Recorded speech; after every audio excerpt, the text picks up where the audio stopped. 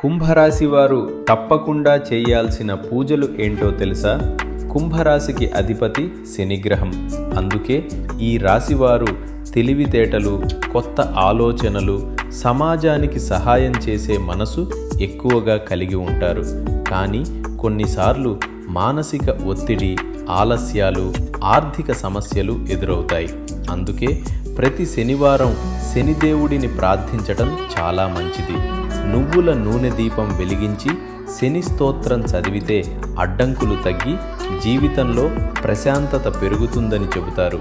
హనుమాన్ స్వామి ఆరాధన కూడా కుంభరాశి వారికి చాలా శుభప్రదం. దీనివల్ల భయం, నెగటివ్ ఎనర్జీ దూరమవుతుంది.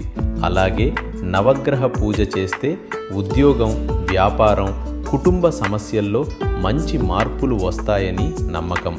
ప్రతి శనివారం నల్ల నువ్వులు లేదా ఆహారం దానం చేయడం కూడా మంచి ఫలితాలు ఇస్తుంది. మరిన్ని రోజువారీ రాశి ఫలాల కోసం ఫాలో అవ్వండి.